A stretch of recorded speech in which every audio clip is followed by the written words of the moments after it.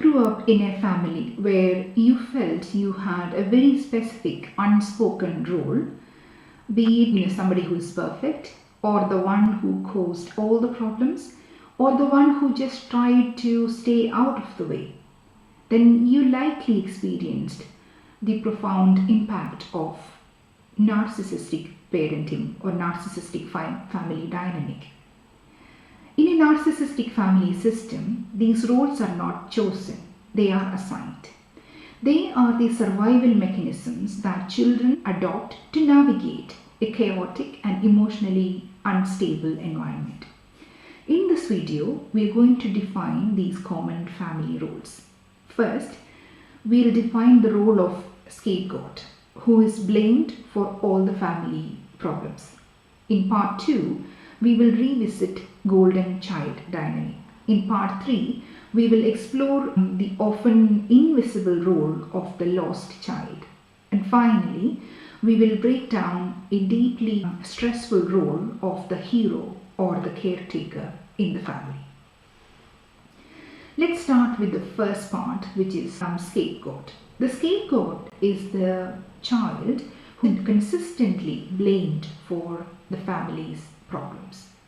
This role is not about a child's actual behavior. It's a psychological projection. The narcissistic parent needs a target for their own anger, frustration, and shame. And the scapegoat becomes the identified patient of the family. From a sociological standpoint, the scapegoat's purpose is to divert the attention away from the parent's dysfunction and maintain the family's illusion of normality. The scapegoat is subjected to constant criticism, blame, and ridicule. No matter what they do, it is never good enough. The parent may use phrases like, "You are the reason we can't have the nice things," or "You have always been the difficult one."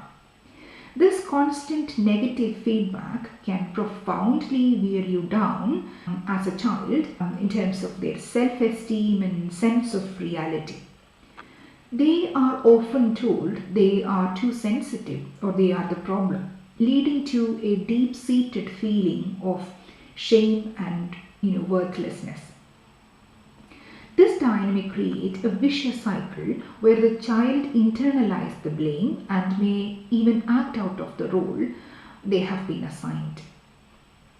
The scapegoat often struggles with a pervasive sense of being fundamentally damaged or broken. However, because they have been forced to face the reality of the family's dysfunction, they often become fearlessly independent and have a strong sense of justice. They may carry the emotional wounds but are often the first to seek healing and speak out against injustice. Their experience with being blamed can also make them hypersensitive to criticism and struggle with boundary setting. The second part of the video, we are going to look at the golden child dynamic. The golden child is the favored child. Their status is double-edged sword. This is a role of profound pressure and conditional love. The golden child's job is to be the family's living trophy, a reflection of the narcissistic parent's glory and a symbol of their perfect parenting. The golden child receives praise and privileges, but this is entirely conditional. Their worth is tied to their performance, their grades, their athletic ability, or maybe their charming personality. The parent's love is not given freely. It's an approval that must be earned and maintained. This dynamic sets up an impossible standard of perfection.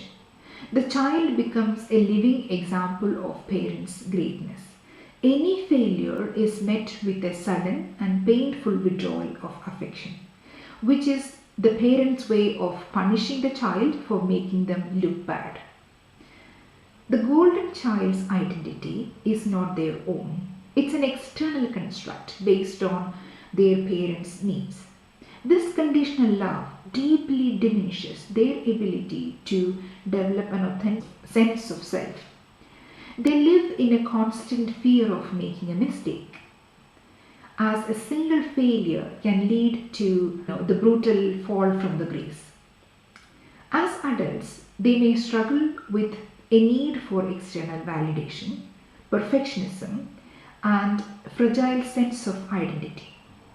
They may also unknowingly perpetuate the narcissistic cycle, as their learned behavior is often a reflection of what was modeled for them. In part 3, we are going to look at the lost child. The lost child is the one who tries to become invisible. In a home filled with chaos and emotional drama, they learn that the safest way to survive was not to be seen or heard. They are the quiet, undemanding, and they often spend their time alone, lost in a world of their own imagination or hobbies. From a psychological perspective, this profound act of self-preservation, by not creating any friction, they hope to avoid any punishment or reaction from the narcissistic parent and the emotional turmoil of the family system. They don't receive negative attention like the scapegoat or a positive attention like the golden child. They receive no attention at all. This lack of attention from the parent means that their emotional needs are consistently unmet and their voice is never heard. What is the impact of this dynamic on the child? While this role provides a measure of safety when it comes to their emotional regulation, it comes at a great cost. The lost child's emotional and social development is often underdeveloped. They don't learn how to express their needs, ask for help, or for deep connections. This can lead to a profound sense of loneliness or social anxiety and difficulty with intimacy in adulthood. Their ability to connect with their own emotions can become deeply repressed, leaving them feeling disconnected from their own inner world. In part 3, we are going to see the next role, which is the hero or the caretaker. The hero or the caretaker is a child who tried to fix everything. They are the overly responsible one who takes on the role of mediator, peacemaker, or even a parental figure to their siblings. They desperately try to make family functional and harmonious, often sacrificing their own well-being to do so. This child internalizes the belief that it is their job to keep the peace and solve family problems. They take on parents' emotional labor and their identity becomes blended with their ability to be responsible and fix things. The parent often praises this child, but it is an immense psychological burden. From a trauma-informed perspective, this child develops an identity of being a people pleaser to avoid conflict and maintain the illusion of control in a chaotic environment. Being a hero, robs a child of their own childhood. They are burdened with adult responsibilities, which can lead to extreme anxiety, burnout, and lifelong pattern of codependency. In adulthood, they may continue to seek out dysfunctional relationships where they can continue to do their role as the fixer and struggle to understand that they have the right to their own needs and happiness. They often have difficulty accepting help and may feel constant sense of responsibility for others' feeling. Understanding your family role and how that family role impacted you in the past and still impacting you in the adulthood is one of the significant steps towards reclaiming your identity. And here are 3 simple steps that you can take today. Number 1, name your role. Privately acknowledge which of these roles you feel you were assigned. Simply saying to yourself that I was the scapegoat, I was the lost child, or I was the hero is a powerful act of validation that separates your identity from that role, which you have never selected for yourself. It was assigned. Second, observe your feelings. Think about a recent interaction with your parent or a family member. Did you feel the need to fix a problem or make someone feel better? Do you feel a sense of shame or invisibility? Just notice and acknowledge that feeling without judgment. And third, practice a no.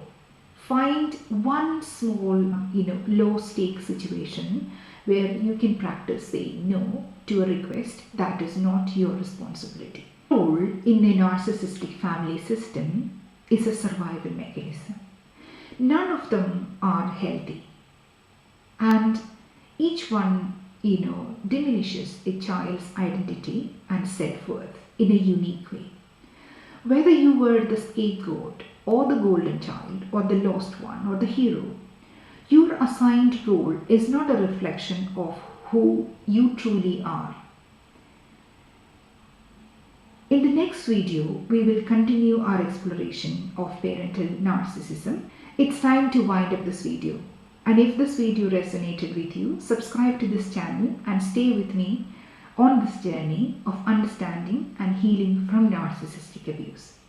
Let's stay connected on social media. If you're interested in additional healing resources, you can find the links to weekly newsletter, healing program and ebooks in the description below. Thank you for being here, and I will see you in the next video.